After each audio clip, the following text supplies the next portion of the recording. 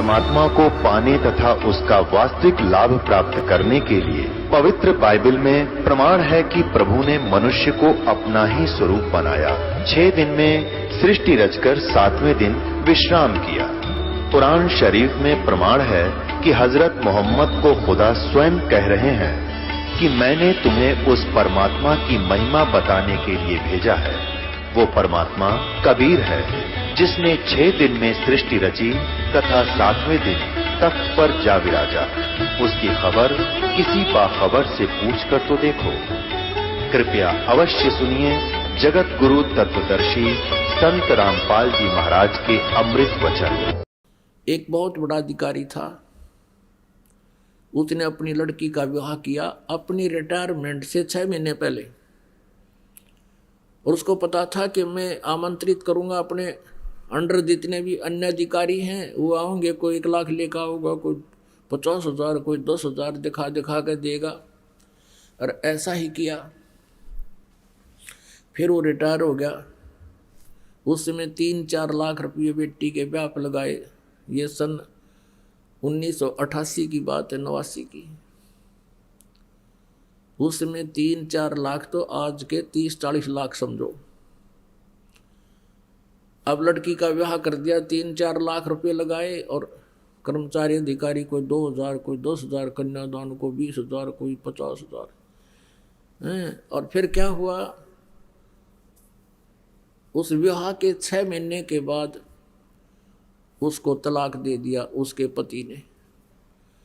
अब उस झटके में उसने पता था इब्तया 4 लाख में लड़की ब्याही है और दोबारा ब्याहूंगा तो 8 लाख लगेंगे, हार्ट अटैक होगा, मर गया। अरीब के बनेगा, अब गधा बनेगा वो। और जिससे ले रखे थे उसका लठ मारेंगे, डोवेगा।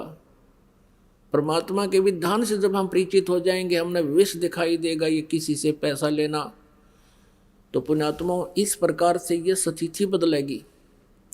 तो पहले जो ये व्यवस्था थी उस समय कोई भी लड़की का जन्म नहीं चाहता था। विवाह होते ही ये सोचा करता भगवान संतान हो और पुत्र हो। अब वो चाह रहा था कि पुत्र हो, लेकिन पुत्री का को जन्म हुआ। फिर दूसरी बार देखा है भगवान अब के तो दया करे परमात्मा, पुत्र हो, और वह भी पुत्री होगी। अब तीसरी बार जब गर्भ रहा उसकी पत्नी को, परिवार को भी यही आशा हुई कि हे भगवान पुत्र हो, और वो भी पुत्री होगी, और चौथी भी पुत्री होगी, 5वीं भी बेटी होगी।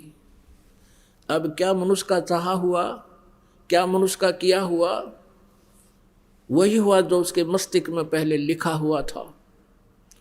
तो यहाँ अगर कोई ये सोचे तो इसको कहते हैं उस साहिब के हुक्म बिना नी तरवर पात हिलंदा।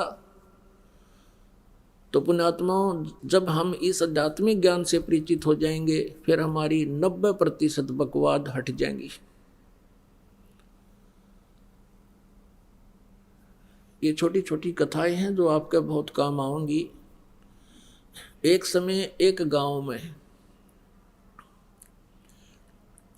एक नगर में एक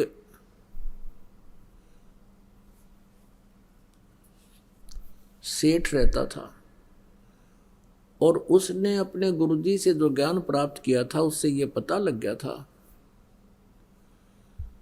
कि भाई अब ये व्यवसायिक जो लोग होते हैं ये इन्हें देखा करें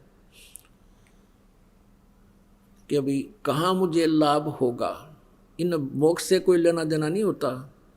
तो उसने ये पता पूछ लिया अपने गुरुजी से जब सत्संग कर रहे थे। फिर बाद में पूछा कि गुरुजी यूँ कहते हैं कि जैसे इस जन्म में किसी ने किसी से पैसा ले लिया और वो नहीं दे सका, तो अगले जन्म में वो 1000 गुना करके वापस देना पड़ेगा। कहा बेटा ऐसा ही होता है।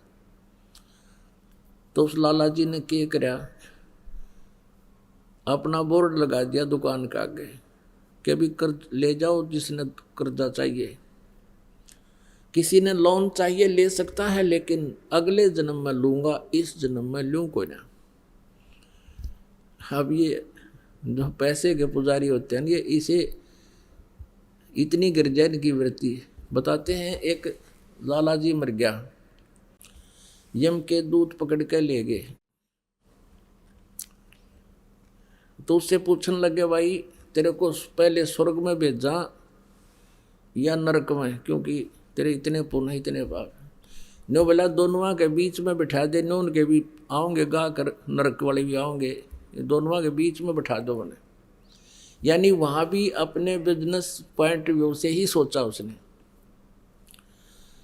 तो इसी दृष्टिकोण से उस लाला जी ने अपने गेट पर ये बोर्ड लगा रखा था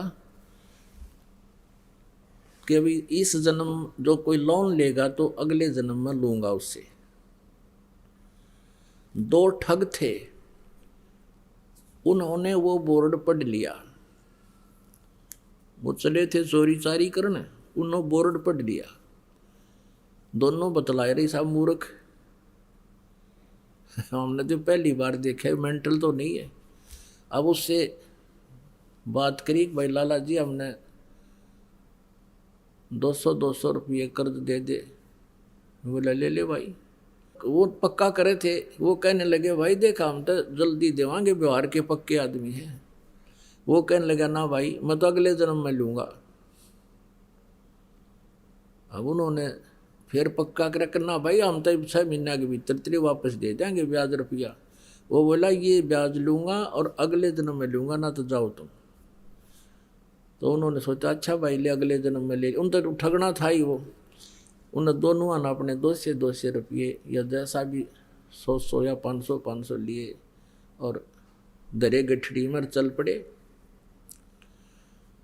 आगे वो चलते जा रहे थे। एक गांव के बाहर एक तेली का घर था। पहले तेली होते थे, कोल्लू चला करते थे बैल से, और उसमें सरसों पीड़ा करते थे और तेल बनाते थे। उस तेली के आंगन में कोल्लू लग रहा था। एक बैल तो चल रहा था, कोल्लू चला रहा था। एक वहां खड़ा था, पेड़ से बांध रखा था। तेली किसी कामवश गांव में गया हुआ था। वो दोनों वहां रुक गए, जलपान कर ले, पानी पी लेते हैं। उन्होंने पानी पिया तो दोनों बैल बतलावे थे, आपस में बातें कर रहे थे। अब जो बैल उसने उसके 500 400 100 200 जिसे रुपये मांगे और उसने दे दिए। वो दोनों जने अपनी पोटली कड़क के बांध गए। उस बैल लेकर गया था, उसके साथ साथ चल पड़े। ये और देखेंगे वहाँ पर ये बताए थे इन्होंने कि बैल हाथी को हराएगा। वहाँ क्या हुआ कि वो जाके खड़े हो गए, दंगल लगा हुआ था, हाथी आपस में कुश्ती कर रहे थे। एक हाथी सबको पराजित करता हुआ चल रहा था और लास्ट में वो अकेला खड़ा हो गया कि और लाओ वे जिसका कोई हाथी हो, गुड़ाओ इसके साथ, ये केसरी हो गया। वो जाकर खड़े होकर तमाशा देखने लग गया। बैल पकड़ रखा था रस्सा हाथ में। वो बैल हाथ से रस्सा छुटा कर हाथी की तरफ भाग लिया। लंबे लंबे सींग थे पहने पहने। हाथी ने उसका सूंड मारा, वो सूंड लग गया, सींग फंस गया सूंड में और हाथी मारा किल की चंगाड़ बाज गया। हाथी का सूंड में दर्द बहुत होया करे। हाथी किलकी मारा, रो और लीद कर, उसने सोची मेरा निकी आ गया सिंगाड़ा, हाथी भाग गया। तो वो विजयी हो गया बैल। 1200 रुपये राजा ने इनाम दे दिया। वो 1200 रुपये उनके पास आए, उस बैल वाले के पास। उसी समय बैल की मृत्यु हो गई। अब वो दोनों जने, उनके पैरों तले की जमीन खिसकन लगी। क्या जब बूंदी बनेगी, बैल बनना पड़ेगा इस लाला जी का जिसके पैसे ले आए हम। वो दोनों वापस आ गए। अगले दिन 9 के 9 दोनों ने पैसे रख दिए। सेठ जी अपने पैसे पकड़े, ये मारा पनी उठा ही पे। लाला जी ने ठाकर बाहर गली में फेंक दिए। अकमार मेरे लेख कितने ले जाओ, आम ना मैं ना लूँ, अगले जन्म में लूँगा। और वो ठाठा उल्टे धरे, उसके हाथ जोड़े, लाला जी माफ़ कर दे, अगले जा, मैं ना लूँ कती भी। वो बाहर फेंक गए। उन्हें सोची बड़ा साका होया भाई। अब वो उठा कर उसने, वैसे तो गिरे क्यों कर, क्योंकि देना पड़े, वो तो बहुत सुरक्षित रखने पड़े उनको, कदे को छीन भी ना ले जा, थारे बचाव रखें। तो उसने सोचा वे साधु संतों के पास इसका कोई समाधान होता है। एक संत कहीं बैठा था, वहां पहुंच गए और कहने लगे महाराज जी हम एक कसूते संकट में फंस गए, कोई समाधान बताओ। सारी कहानी बता दी। अब वो संत बोला भाई एक काम करो, इसका कोई धर्म पुण्य में ला दो उस लाला जी के नाम पे। तुम यूं करो, एक धर्मशाला बनवा दो मेन रास्ते पे और एक कुआं बनवा दो और उस पर लिखवा दो लाला जी उस सेठ का नाम के उसके नाम की धर्मशाला। और तुम यूं करियो, उसमें किसी को रुकने मत देना और ना उस कुएं में पानी किसी को पीने देना। बोला जी फिर क्या होगा? फिर तुम बताओगे क्या होगा, और जो मैं कहूँ इतना कर दो। अब वो ने सोचा भी महात्मा ने जो कहा है तो बात फिर ये जाना आगे क्या होगा। उन्होंने एक मेन रास्ते पर जो स्टेशन से उतरकर गांव को आता था, स्टेशन से उतर करके जो यात्री आते थे उस नगर के स्टेशन 2-3 किलोमीटर की दूरी पर था नगर से, उसके बीच में बनवा दिया। उसके मतलब 2-2.5 किलोमीटर था तो 1.25 किलोमीटर दूरी पर बना दिया और वो कुआं बना दिया, एक धर्मशाला बना दी, लिख दिया लाला जी का नाम जिस पर उन्होंने लोन लिया था, उधार ली थी। अब वहाँ यात्री आवे और पानी पीने या थोड़ी देर विश्राम करने के लिए धर्मशाला की तरफ जाऊं, वो दोनों लकड़े लठ लेकर खबरदार दे यहाँ आगे होता है, चलो यहाँ से। तो वो कहने लगे भाई क्यों, तुमने धर्मशाला बनवा रखी, कुआं बनवा रखा, तो रुकने क्यों नहीं देते, जल क्यों नहीं पीने देते? हकीम लाला जी ने पूछ लो भाई, इसने मना कर रखा है कि यहाँ हम दोनों नौकर छोड़ रखे हैं और कह रखा है ना इसमें किसी को रुकने देना, ना इसमें पानी पीने देना किसी को। इमाम आदमी ने बोले बड़ा मूर्ख आदमी, इतना पैसा ला दिया और फिर किसी को यहाँ टिकने भी नहीं देते आयो, ये कैसा लाला जी हुआ, सब गाड़ी देते जाओ। एक दिन उसका समधी आ गया, उसके लड़की ब्याह रखी थी, वो समधी भी आया, उसने देखा पढ़ा अको हो तो अपने ही रिश्तेदार का बनवाया हुआ है, और अच्छी मरोड़ सी में पहुंचा, चला उधर को। वो दोनों लकड़े लठ ले गए, खबरदार जो इधर आया था। वो कहने लगा क्या बात भाई, मैं इसका रिश्तेदार हूँ। ने बोला बाहर चल, तू किससे का रिश्तेदार हो? इसने ये कह रखा इस सेठ ने कि इस धर्मशाला में कोई रुक नहीं जा और इस कुएं से कोई पानी नहीं पी ले, हमारी ड्यूटी ला रखी। वो आया फिर अपने रिश्तेदार के घर आना ही था उसने, तो उसने उससे कहा रे तू बड़ा नकम्मा आदमी, क्यों तो इतना पैसा लगावा था, तने वहाँ कितने पैसे लगा रखे, धर्मशाला बनवा रखी, कुआं बनवा रखा, और वो 2 मस्टंडे छोड़ रखे, तन ना पानी पीने देते किसी ने और ना वहाँ रुकने देते, फिर क्यों इतना पैसा बर्बाद किया, तेरी बुद्धि खराब होगी क्या? अब वो ने सोचा भाई कौन सा कहाँ धर्मशाला है, कौन सा कुआं है। वो काफी देर सोचता रहा, क्या बात है, क्या कह रहे हो आप? कह के मैं झूठ रहा हूँ, तेरा नाम लिख रखा और तेरे नाम से धर्मशाला बनवा रखी, कुछ लाला जी ने धर्मशाला बनवा रखी है, उसी ने ये कुआं बनवा रखा है। और वहाँ 2 खड़े हैं, वो लठ लिए इन्हों किससे नियाण दें, लाला जी ने कह रखी है। उसने सोची देखूं तो कहाँ, वो उस दोनों जने आए, देखे तो वो खड़े सामने लठ ले। वो जान गया कि ये तो भाई मेरी बेइज्जती करवा दी न। तो कहने लगे भाई तुम क्यों कर पीछा छोड़ो मेरा। वो सेठ बोला, ने बोला मारी वो कलम तार दे और कह दे मेरे आए हो लिए भाई ये 2 जोड़े हाथ, मैंने तुम्हारे अपने लोन ख़त्म कर दिया और मान लिया भाई तेरा तुम्हारे सारे पैसे आ गए, मेरी बेइज्जती ना करो तुम। तो वो अपना गए और फिर मजदूरी करके अपना गुजारा किया, साधु संतों से उपदेश लिया, भक्ति की, कल्याण करवाया। तो पुण्यात्माओं ये सत्कर मान लेना, भले ही आपको एक दंत कथा लगे लेकिन ये आपके हृदय में उतर जानी चाहिए। आज क्या हालत है जीव की। तो इस प्रकार जब अध्यात्म ज्ञान हो जाएगा आपको, आप ये गलती नहीं कर सकते हैं। ये दास देख रहा है, पहले शराब पिया करते थे, ताश खेला करते थे, दुनिया ने लूटा करते थे, 2 के 20 बनाया करते थे, चाहे कोई दूध बेचा था या कोई दुकानदार था, और दूनी बिरान मट्टी हो रही थी उनकी। और आज वो प्राणी किसी का 10 रुपये आ जाते हैं ना, घर दे काम वापस। एक बहन बता रही थी कि मैंने एक लाला जी से कपड़ा लिया, उसने रेट बताया, कम बत्ती करके जो हमारा फाइनल रेट हुआ वो 200 रुपये का हुआ, और मैंने उसको 1000 का नोट दे दिया, उसने मेरे को 1250 रुपये वापस दे दिए, क्यों करके उसका धोखा लगा। तो मैंने उस टाइम तो ध्यान रहा नहीं, और घर आके देखा कि मैं तो इतना का सामान लाई हूँ, इतना पैसा मेरे पास, ये फालतू आ गया सेठ का। अगले दिन गई और उसके वापस पैसे दिए उसने, जितने भी वो फालतू थे। वो उसके मुंह का नहीं देखा है, ए बेटी तू तो देवी उतर रही है, यहाँ तो ठा ले जा, वापस देने की बात दूर से। जब दाव लग जाता कि मैं और भी ठा ले जा लोग, और तू वापस देना आ गई, मेरा तो याद भी ना थे। तो पुण्यात्माओं, इस प्रकार फिर आप के पास किसी का एक नया पैसा भी हजम नहीं हो सकता। आत्मा नहीं मानना आपकी, क्योंकि इसको पता है फिर के दुर्गति होगी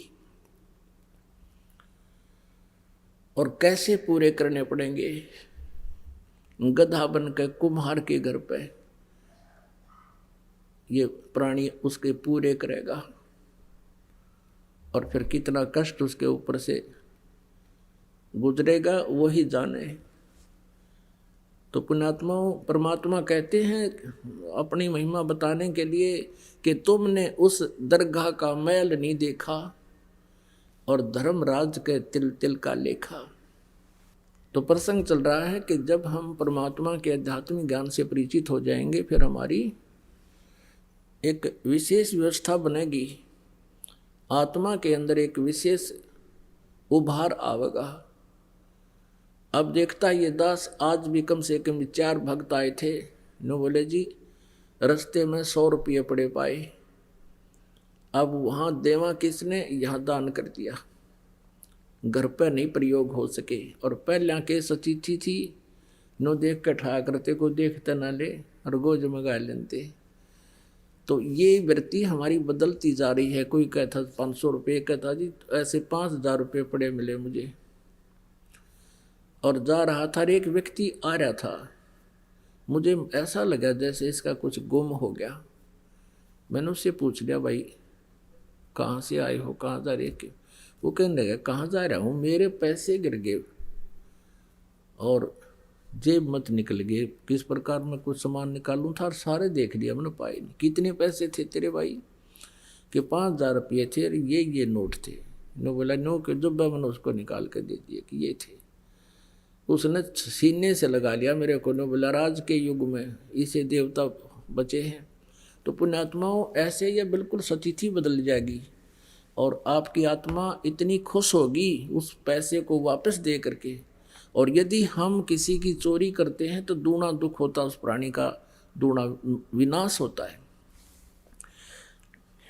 एक भक्त बहुत गरीब था, किसान था, और उसने परमेश्वर कबीर जी, क्योंकि वो परमात्मा रह कराते रहते हैं, कभी किसी साधु रूप में, किसी संत रूप में, या किसी वैसे एक जीवन वो पूरा एक जनसाधारण जैसा जी कर भी पूरा करते हैं।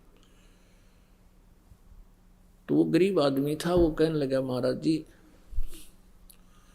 बहुत ही स्थिति खराब है, परमात्मा का ज्ञान सुना, परमेश्वर ने कहा बेटा नीत साबित रखिए, तेरा कमी नहीं रहेगी और ये भक्ति करता रहे, जितना तुझे चाहिएगा भगवान 21 देगा तुझे। अब क्या हुआ कि उसके एक बैल था, उससे गुजारा कर रहा था। एक चोर था, उस चोर ने क्या सोचा, वो चोरी करने के लिए निकला, उसने देखा एक गरीब व्यक्ति और गर्मी के दिनों में सो रहा है, उसके एक बैल बंधा है, उस एक बैल ने चुरा ले गया। अब चोर तो क्या है, जैसे 100 रुपये का बैल होगा, उस समय की बात बहुत पुराने समय की है, तो किसी समय में ला लो इसको, तो एक उदाहरण है और सच्चाई है। तो उसने तो 10 रुपये का बिक गया, वो भी बेच दिया कि कहीं कोई पकड़ा ना जा तो, या 20 रुपये का, और बेच ब्याज खा पी कर फुर वो तो फिर उसाय हो गया। उसने कुछ दिन के बाद फिर ऐसे चोरी करता करता उसने सोची चल उस जिसका बैल चुरा के लाया था वो शरीफ आदमी लग गया ना, को पुलिस रिपोर्ट करी उसने, उधर ही चलते हैं। वहां जाकर देखा उसने 1 वर्ष या 2-1.5 वर्ष के बाद क्या देखा कि उसके 2 बैल बंधे हुए हैं बहुत अच्छी सतिथि के, और वो सो रहा है रात्रि के समय। उस चोर ने उसके दोनों चुरा लिए, दोनों बैल चुरा लिए और ले गया, उनको बेच ब्याच के और अपना कर दिए फुरफुरा। वो फिर नो के नो उसको फिर टोटा सताने लगा, वो फिर चला, वो इधर उधर घूमता घामता। उसने सोचा एक बार फिर उधर देख लो, वो तो शरीफ आदमी है, कोई ऐसी प्रतिक्रिया भी नहीं कर रहा, ना कहता किसी खोजी को लेकर पीछे चलता है। उसने वहां जाकर देखा, क्या देखा कि उसके 4 बैल बंध रहे, 4 बैल नु खागड़ के से। अब उस चोर ने सोचा भाई मेरा तो नाश हो लिया और 3 बैल चुरा चुका मैं इसके, और इसके आज 4 बैल बंधे हुए हैं। भाई ये कौन सा जंतर मंत्र है इसके पास, इसने यो पूछूंगा मैं तो। और उसने वो वहीं सो रहा था किसान, उसको उठाया कि भाई उठना एक बार। वो किसान कहने लगा, सोया था ने बोला भाई मुझे मत छेड़, मुझे सोने दे, सारा दिन काम किया है, नींद अभी लेटा हूँ, सोने दे। वो कहने लगा भाई मैं चोर हूँ। वो चोर कहने लगा मैं चोर हूँ। ने बोला भाई चोर है ना, अपना काम कर दो, तू आया है, मुझे अपना सोने दे। अब वो कहने लगा रहा जो काम मैं करना चाहूँ था वो मेरे अतीब होता कोई ना, इसलिए तुझे जगाऊँ ना, मैं कितने जगाऊँ वो। अब मैं चोरी नहीं कर पा रहा हूँ, मैं ये पूछना चाहता हूँ कि ये कौन सा जंतर मंत्र है तेरे पास भाई। फिर उसने बताया भाई चाहे मारिए चाहे छोड़िए मुझे, चाहे सजा दिए दंड दिए, अब सच्ची बात बताऊंगा, तेरा पहला बैल भी मैं चुरा कर ले गया था, और मैंने तो वो पैसा मेरा न्यों गया बर्बादी में, और तेरे दूसरे 2 बैल भी मैं चुरा कर ले गया था। आज मैं जो का तू उसी स्थिति में हूँ, और तेरे ये 4 बैल बंध रहे हैं, इसलिए आज से मेरे पर चोरी ना होती भाई। अब मैं चोरी करने की स्थिति में नहीं रहा, मेरा हाथ कांपा है, सारा शरीर कांप रहा है कि ये देख तेरा तो नाश हो जाना चाहिए था, तेरे पास तो कुछ था ही नहीं, उस दिन तू बहुत गरीब था, आज तेरे मकान भी सुथरा बना लिया। तो वो बैठ गया, फिर ने बोला भाई जब तने यह जड़ी पूछ ली तभी बताऊंगा, बैठ जा। भाई अगर इस चोरी करने से कोई सेठ हो साहूकार बने तो कोई करके नहीं खावे, सब चोरी कर ले। तूने तो भाई घोर पाप इकट्ठा कर लिया। परमात्मा की भक्ति कर, मैं बताता हूँ मैं कैसे मुझे भगवान सहारा दे रहा है, मैंने गुरु बना रखा है, और तू चल तुझे नाम दिलाऊंगा अपने गुरु जी से, और तो भी तेरी भी ऐसी मदद होगी। वो बोला भाई ठीक है, मुझे कुछ भी दिला, कुछ भी बराबर, पर मुझे यह जड़ी बता दे जो नूर सेठ होया करे। गुरुजी के पास ले गया, उसको बताया, फिर उसने अपनी सारी कहानी बताई कि महाराज जी मैं कति घना ढेर आदमी हूँ, नीच व्यक्ति हूँ, और मैंने इसके 3 बैल चुराए, आज मेरे पास एक भी नहीं, और पैसा भी खाने को नहीं, बालक भी भूखे बैठे हैं, और आपके चेले के ठाठ हो रहे हैं। मैं यो जंतर पूछन आया हूँ। परमात्मा बोले ले भाई यो जंतर तू भी ले ले, नाम ले, भक्ति कर, और बेटा तो भी ऐसे सुखी हो जाएगा, पर आज के बाद चोरी ना करिए। नो कान पकड़ लिए, अगर नहीं गुरुदेव सपने में भी नहीं करूँगा, और भी करता होगा मेरे मित्रानों ने भी समझाऊंगा भाई। यू और ठा गया। और उसने न्यो भी ना पता लागने दिया पड़ोसियाँ थे कि चोर था, मेरे बैल खरीद के चोरी करके ले गया था। तो पुण्यात्माओं, परमात्मा पे विश्वास जब हो जाएगा आप पे, आपकी एकदम नेचर बदल जाएगा आपका। उसने मित्र समझ लिया उसको कि चोखा भगवान का नाम ले लिया, इसके बच्चों का कल्याण होगा, इसका होगा। मेरा क्या बिगाड़ दिया इसने, अपने कर्म फोड़ दिए।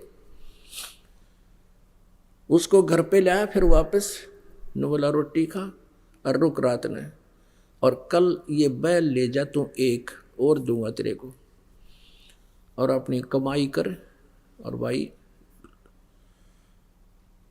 अपने बच्चे पाल ले। अब वो एक बैल ले गया चोर। अब उसने अपनी गलती मान ली, प्रायश्चित कर लिया, अपनी लगा खेती करने। अब 2 साल के अंदर वो 4 बैलों के पैसे लेकर और वापस आया, जिसके वो चोरी करके ले गया था 3 बैल उसके, और एक वो उसने उधारा दिया था।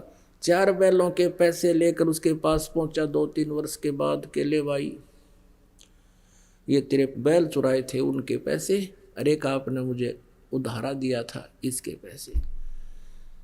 आज मैं परमात्मा ने मेरे ऊपर मेहर बख्श दी और सब तरह से मैं सुखी हो गया। पहले भी आता रहता था, सत्संग सुनता रहता था, विचारधारा परमात्मा से सुनता रहता था। फिर उस दिन वो लेकर आ गया पैसे, पता लग गया कि ये इसका लोन मैं क्यों रखूँ अपने सिर पे। तो उसने कहा भाई मैं ना दूँ एक ना पैसा तेरे, मेरे तो भगवान ने ठाट कर रखे, तो इस पैसे को चल गुरुदेव के चरणों में रख दे, तेरा धर्म में लग जाएगा। ऐसा ही किया गया। तो पुण्यात्माओं, ये बातें कहने सुनने की नहीं, ये कर पाड़न की है। ये सच्चाई है कि आप देखना इस परमात्मा के हाथ एक बार लग कर देखो सच्चे दिल से। और फिर आज तो आप लूटते हो दुनिया को, कोई रिश्वत लेता है, कोई मिलावट करता है, दोनों दुखी हो रहे हो, इधर से नुकसान हो रहा है, उधर से आप अपनी नेचर खराब करके भाव बिगाड़ करके चोरी रिश्वत लेते हो। और फिर आपके आत्मा में कैसी शांति होगी। एक तो ऐसा माहौल बदल जाएगा कि विष दिखाई देगा आपको। उसके विषय में परमात्मा बताते हैं, जब तुझे ज्ञान हो जाएगा, जैसे किरका जहर का रंग होरी हो, कहो कौन तिस खाव राम रंग होरी हो। ओए होए, जब आपको ये पता चल जाएगा कि एक कण पड़ा है विष का, ये विष का कण है, आपको पक्का पता है कि ये विष है, कहते उस कण को भी कौन जी बधर, ऐसा मूर्ख कौन है। जैसे किरका जहर का रंग होरी हो, कहो कौन तिस खाव राम रंग होरी हो। कि फिर आपके घर में एक न्यारी खुशी होगी, आपकी आत्मा में न्यारी खुशी होगी। और ये एक दूसरे से लूटना खसोटना, बुरी नज़र रखना, बुरा कर्म करना, ये एक विष दिखाई देगा। फिर उस विष को जब आपको पता चल गया ये विष है, फिर खा के दिखाइए उसको। अब तो हम अनजान पड़े में ये जुल्म कर रहे हैं और फिर उसका दंड भी हम भोग रहे हैं। पुण्यात्माओं, सबसे पहले हमने परमात्मा को पहचानना होगा, और जो समर्थ परमेश्वर है वही हमें ये सुख दे सकता है। हमारे भाग्य से भी अलग, किस्मत में ना होगा तो भी आपको देगा।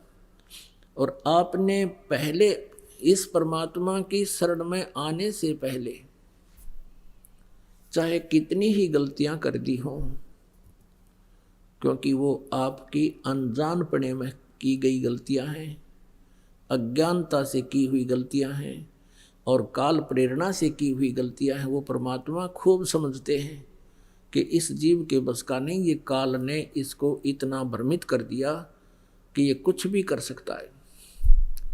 और फिर ये ऐसा विधान बना के छोड़ दिया कि जैसे कर्म करेगा वैसा ही फल मिलेगा।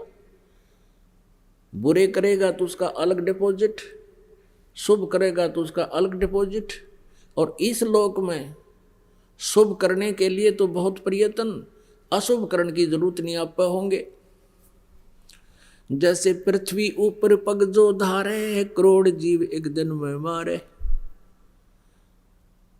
जो चौका तुम देवो नेता, सत्य ब्राह्मण की है हत्या। अब जैसे डेली पोचा मारते हैं, या वैसे लीपते हैं, या वैसे सैर सपट्टा करते हैं, या कोई खेत में हल जोतता है, या मजदूर कस्सी से खोदता है, करोड़ों जीवों को मारकर शाम को विश्राम करता है, इतने पाप इकट्ठा कर लेता है। और पुण्य एक भी नहीं हो सकता, क्योंकि शास्त्र विधि को त्याग कर जो मनमाना आचरण करते हैं उसको कोई लाभ नहीं होता, न उसको सुख होता है, न उसकी गति होती है, न उसके कोई कार्य में कोई सिद्धि प्राप्त होती है, कोई न उसको कोई सुख होता है। गीता जी अध्याय नंबर 16 के श्लोक 23 में स्पष्ट किया है कि शास्त्र विधि को त्याग कर जो मनमानी पूजाएं करते हैं। अब आज तक इस तत्व ज्ञान से आपको पता चलेगा कि आप क्या साधना करते थे।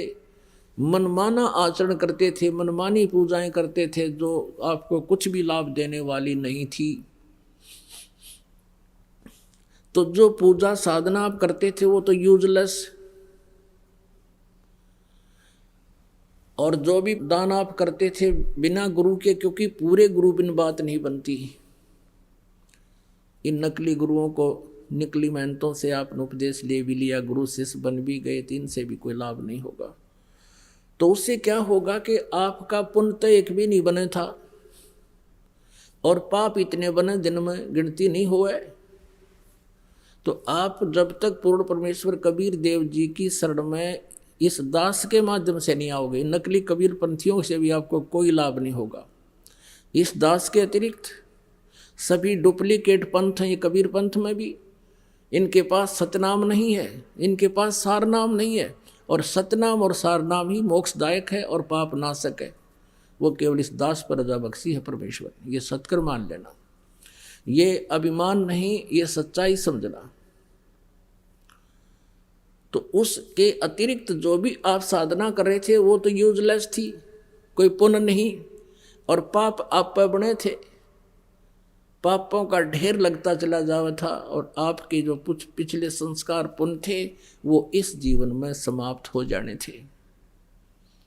और फिर अगले जन्म में क्या होगा, वो पाप भोगने के लिए 84 लाख प्रकार के प्राणियों के जीवन में आप जी की बिरान माटी शुरू हो जाती है,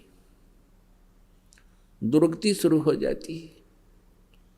एक जीव का आप देख लो जीवन, क्योंकि अब तो आपका नशा हो रहा है, 2 टाइम पर टूक मिल जाए, अच्छी मोटरसाइकिल कार होगी, सामने घूटी ला लें, अब फिर पता ही नहीं क्या होगा आगे। इतनी सोचने की समय नहीं छोड़ रखा काल ने। लेकिन इस सत्संग में आने से आंखें खुल जाती हैं पुण्यात्मा की कि क्या कर रहा था और क्या करना चाहिए था। फिर ये इन प्राणियों को देखकर चिंतित होता है, भगवान यदि आज भगवान कबीर साहब की शरण ना मिलती तो हम भी ऐसे ही भटक रहे होते, कहीं पशु बनते, कहीं पक्षी बनते। तो पुण्यात्मा परमात्मा के इस ज्ञान से जो पुण्यात्मा होती हैं उनको एक डर विशेष बनेगा, और भय बिना भक्ति बने नहीं। अब जैसे कई व्यक्ति कह देते हैं कि जो संतों ने वाणी बोली है, एक तो यथार्थ, एक भयानक, एक ऐसी एक वैसी। जैसे कोई कहता भी किसने देखा आगे क्या होगा, पशु बनेंगे या पक्षी बनेंगे, ये तो कहने की बातें हैं, ये तो डराने के लिए होती हैं। अपन आत्माओं को चोरी चोर करता है, उसको कोई बुद्धिमान जेंटलमैन बताता है कि भाई चोरी ना कर, चोरी नहीं करनी चाहिए, पुलिस पकड़ेगी, तेरा तुझे कुटेंगे, काला मुंह करेंगे, तेरी सजा होगी, ऐसा ये गलती ना करें। और वो न्यू सोचे कि ये तो डरावे हैं, डरान के मारे कह रहे हैं, कुछ नहीं होना। लेकिन जिस दिन वो पकड़ा जाएगा चोरी करता, उसका बक्कल भी उतरेगा और उसका काला मुंह भी करेंगे और जेल में भी ठोका जाएगा। वो सारे काम बनेंगे उसके साथ में। अपन आत्माओं, यदि वो व्यक्ति उस जेंटलमैन की, वो चोर जेंटलमैन व्यक्ति की बात को मान लेता और उस डर जाता उससे, तो उसका समाधान हो जाता। वो डर भी था और सच्चाई भी थी, और उससे ना डर कर उसने कितना काम बिगाड़ लिया। इसी प्रकार ये सच्चाई भी है और डर भी लगेगा, और भय बिना बात बना नहीं करती। और डर कब लगता है? जब हम ज्ञानवान हो जाएंगे। जैसे एक छोटा सा बालक, अबोध बच्चा सर्प को पकड़ लेता है। एक बहन बतावा थी कि मेरी लड़की का लड़का आंगन में खेल रहा था, पशुओं का आंगन था, पशु खेतों में चले गए थे और उसकी माँ उसको वहाँ छोड़कर पशुओं का गोबर बाहर डाल रही थी। एक सर्प आ गया, काला सर्प, और उसने जाके उसको अच्छी वस्तु जान के यूं पकड़ लिया। पकड़ते ही वो हाथ पर डस गया, उसने वो छोड़ दिया, वो खिसक गया। कुछ देर के बाद उसका हाथ सूजना शुरू हो गया।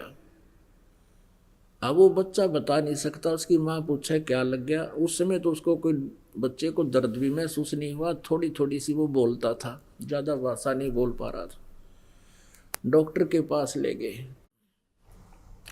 डॉक्टर ने बताया कि इसके किसी विषैले जानवर ने काट रखे है। फिर बच्चे से पूछने लगे, बेटा कैसा था, क्या था, किसने डस दिया? वो कहने लगा, भैंस की पूंछ कैसा था, काला काला। अब उसको ये नहीं मालूम था ये सांप था। उसने वो सांप पकड़ दिया और उसने वो डस दिया, तो मुश्किल से जान बची उस बालक की। तो एक हफ्ते के में जाकर होश में आया वो। तो कहने का भाव ये है कि जब वो बच्चा सियाना हो जाएगा, बड़ा हो जाता है, तो सर्प को इतनी दूर से देखकर भाग लेगा और उनको भी कहेगा सर्प आ गया, सर्प आ गया, भाग लो, सांप आ गया। तो पुण्यात्मा, इसी प्रकार आप जी अबोध बालक हो, जो गलतियों पर गलती कर रहे हो, इसका बहुत दुष्परिणाम भोगना पड़ेगा। और आपको इस तत्व ज्ञान से ये ज्ञान हो जाएगा, आपकी बुद्धि इतनी उठ जाएगी, आपको वो विष दिखाई देगा, वो सर्प दिखाई देगा जो कर्म आज कोई कर रहा है, चोरी, जारी, रिश्वत का या दहेज आदि ले करके अपने कर्म बिगाड़े हैं। ये नहीं होगा, फिर आपसे हो ही नहीं सकता, और इसकी आवश्यकता कतई नहीं। हम कितना दूसरे के धन को लेकर सुखी हो सकते हैं? अपना इतिहास पढ़ लिया, सुन ली कथा, ये सच्चाई है, सत्कर मान लेना। तो पुण्यात्माओं, इस तत्व ज्ञान से आपकी पूर्ण रूप से आत्मा निर्मल हो जाएगी, और फिर इस निर्मल बुद्धि आत्मा के अंदर ये सतनाम रूपी बीज आप में बहुत अच्छी तरह फल फूलेगा। भगवान की भक्ति शक्ति आपको इतना सुख देने लग जाएगी, आप सोच भी नहीं सकते कि सचमुच भगवान ऐसा अब भी कर रहा है। पिछले उदाहरण सुना करते थे हम कि भगवान ऐसा दे दिया, उसको ऐसा कर दिया। आपको वर्तमान में दिखा देंगे, रोज कथा सुनाया करोगे अपने मित्रों को कि आज मेरा इतना ऐसा हो गया, ऐसा सुख हो गया। ये वो परमात्मा है, परमपिता परमात्मा कबीर परमेश्वर जी हम सभी के जनक हैं, कुल के मालिक हैं। हम सभी आत्माओं के एकमात्र वो हितैषी हैं, और इसीलिए वो अपने सतलोक को छोड़कर, इसे सुंदर इतने अच्छे लोक को छोड़कर यहाँ आते हैं, गंदे लोक में कुछ समय रहते हैं, और उस समय हम काल प्रेरणा से उनके साथ कितना दुर्व्यवहार करते हैं। पुण्यात्माओं, एक जब परमेश्वर यहाँ आए हुए थे, एक रामानंद नाम के महर्षि थे, ब्राह्मण,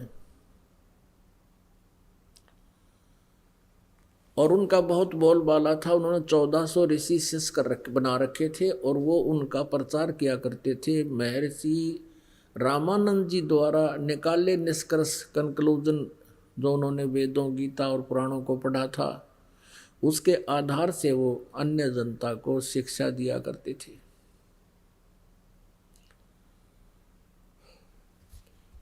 एक दिन परमेश्वर कबीर जी जब 5 वर्ष के हो गए थे,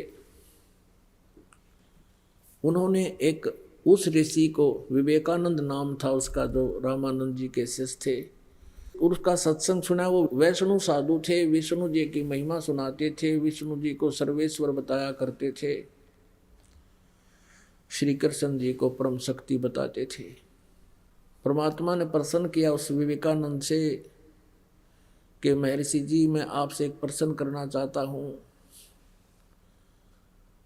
आप जी कह रहे हो कि भगवान विष्णु जी का कहीं जन्म नहीं हुआ, ये सर्वेश्वर हैं, महेश्वर हैं, मृत्युंजय हैं, कालज्ञ हैं, इनके कोई माता पिता नहीं। परमेश्वर ने कहा कि मैंने शिव पुराण में कथा सुनी थी, एक ब्राह्मण तय रुद्र संहिता के अंदर स्पष्ट लिखा हुआ है 5वें, 6ठे, 7वें, 8वें अध्याय में कि सदा शिव रूपी काल रूपी ब्रह्म से और दुर्गा इस शक्ति से, दोनों के संयोग से विष्णु की उत्पत्ति हुई और ब्रह्मा जी की उत्पत्ति हुई और शिव की उत्पत्ति हुई। और देवी भागवत में लिखा है, ब्रह्मा विष्णु जी स्वयं कहते हैं कि हमारा तो जन्म और मृत्यु होता है, हम अविनाशी नहीं हैं। अब उसके पास वो रखी हुई थी पुस्तकें, उसने उठाकर देखी विवेकानंद ने। अब परमात्मा के दिए ज्ञान से उसको कुछ पढ़ने को मिला कि सचमुच इसमें कुछ लिखा तो है कि विष्णु जी का जन्म हुआ, ब्रह्मा जी का जन्म भी इन्हीं से हुआ।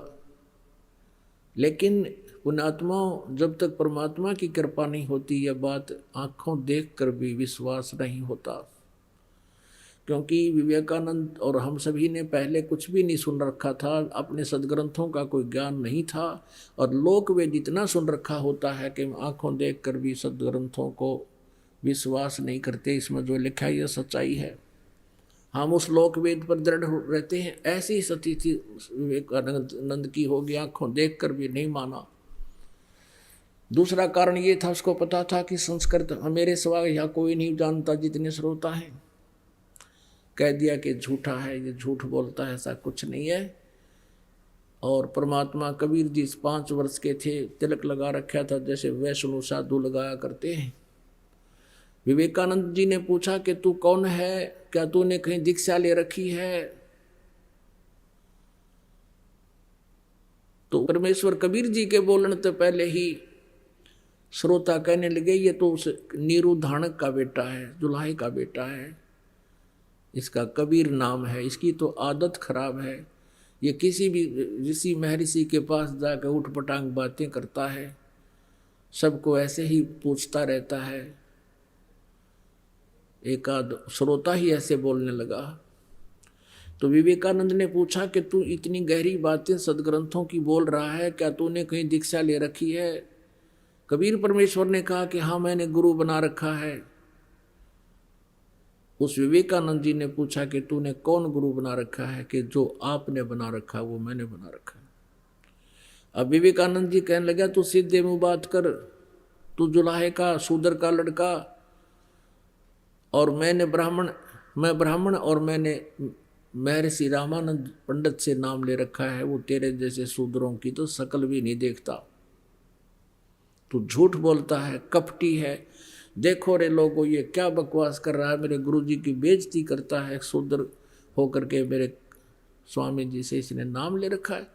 कल देखना इसकी वहाँ श्यामत आएगी, तुम सभी आना और गुरुजी के सामने हैं इसको लाएंगे, बुलाएंगे, और तुम देखना ये कितना झूठा है, इसने कोई नाम नहीं ले रखा। पुण्यात्माओं, अगले दिन 10 मस्टंडे पकड़ के ले गए कबीर परमेश्वर को, बालक को, 5 वर्ष के बच्चे को रामानंद जी के सामने जाके खड़ा कर दिया।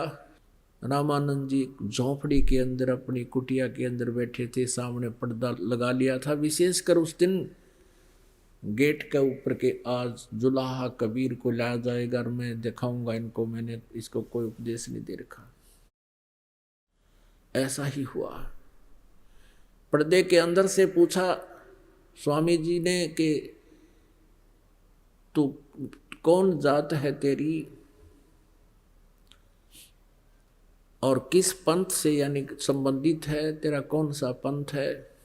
आप देखो पुण्यात्मा, परमात्मा सामने खड़े हैं, एक 2 कौड़ी का जीव रामानंद अंदर से कैसे भगवान के साथ दुर्व्यवहार करता है और बाद में कैसे स्वीकार करता है। हमारी सबकी ऐसे बुद्धि जो है ना भ्रमित है, काल ने हमारा नशा कर रखा, मंडी पाक रहे हैं और किसी का कोई ब्योत नहीं। धरती तोलते फिरते हैं, 1 मिनट में अदरक मार जा, पड़ा पड़ा मुँह बावे, माए मुख मक्खी निकलें और बड़े मुँह में के हाथ भी ना उठे जीव का, और पता नहीं 1 मिनट में के कुकर्म करने तैयार हो जाए। तो ये अभिमान जीव का सबसे बड़ा शत्रु है। किसी को विद्या का, किसी को जाति का, किसी को पद का, किसी को धन का, ये अभिमान जीव का सबसे बड़ा शत्रु है। तो यहाँ गुरु और शिष्य की आपस में जो वार्ता होती है थोड़ी सी वो सुनाएंगे, और जो दास आपको सुनाने जा रहा है उसका भूमिका बना रहे हैं। आडा पर्दा लाए करे रामानंद बूजनते, दास गरीब कुरंग छवि ही अदुर डाक कूदंत। कौन जात कुल पंथ है, कौन तुम्हारा नाम है, दास गरीब आधीन गति वो बोलत है बलि जाऊं में। जात हमारी जगत गुरु परमेश्वर है पंथ, दास गरीब लिखत पढ़े मेरा नाम निरंजन कंत। अब यहाँ पर आदरणीय गरीबदास साहिब जी परम पूज्य परमेश्वर कबीर जी की महिमा आँखों देखी अपने उनके द्वारा प्राप्त उस तत्व ज्ञान से मैं ही लिख रहे हैं, उन परमेश्वर के द्वारा प्राप्त उस दिव्य दृष्टि से देख कर लिख रहे हैं। जैसे तुलसीदास जी ने लाखों वर्ष पहले की घटना रामायण और कलयुग के अंदर ज्यों की तो अपने सिंपल लैंग्वेज में यथार्थ चित्रित कर दी थी, लिख दी थी। इसी प्रकार गरीबदास जी ने परमेश्वर कबीर जी की, परम पूज्य कबीर जी की वो यथार्थ घटना लीला अपनी अमृतवाणी में बोली। कैसे कैसे वार्ता हुई थी उनकी, तो गरीबदास जी अपनी तरफ से बता रहे हैं क्या, इसलिए यहाँ गरीबदास शब्द आ रहा कबीर जी के स्थान पर। कबीर परमेश्वर क्या बोले, रामानंद जी ने पूछा कौन तुम्हारी जाति है और क्या तुम्हारा नाम है, तो गरीबदास जी कहते हैं आधीन होकर जैसे गुरु जी के सामने एक शिष्य सुयोग्य शिष्य को व्यवहार करना चाहिए ऐसे कर रहे हैं। और क्या बोले, बोलत है आधीन गति, आधीनी से बोल रहे हैं। गरीबदास जी कहते हैं मैं बलिहारी जाऊं उस परमेश्वर के समर्थ शक्ति होते हुए इतने विनम्रता से बात कर रहे हैं एक छोटे से जीव के सामने। जात हमारी जगत गुरु और परमेश्वर है पंथ, दास गरीब लिखत पढ़ मेरा नाम निरंजन कंत। पुण्यात्मा इस परमात्मा की ये घटना लीला याद आती है, क्योंकि आप जिन इतना सुन नहीं रखा, नए नए भक्त आए हैं। इस दास जी को जब ये बातें चित्रित होती हैं, वो घटना इधर परमात्मा खड़े हैं 5 वर्ष के बालक के रूप में, महर्षि रामानंद जी बैठे हैं और अपने एक जीव को सद्बुद्धि देने के लिए परमात्मा कितना कष्ट उठाते हैं। अब रामानंद जी गालियां दे रहे हैं भगवान को और वो करबद्ध खड़े हैं। तो पुण्यात्माओं हमारा हितैषी कौन है? एक शराबी बालक लड़का बाप ने बूंदी अच्छी कह देता है और वो बेचारा आंखों में आंसू बहाता और बैठ जाता है, और फिर भी ये सोचता है इसकी नशा उतर जाएगा तब ये ठीक बोलेगा मुझे। तो पुण्यात्माओं यही स्थिति आज हमारी है। कबीर साहब कहते हैं कबीर ये माया अटपटी सब गट आन अड़ी, और किस किस न समझाऊं या कुएं भांग पड़ी।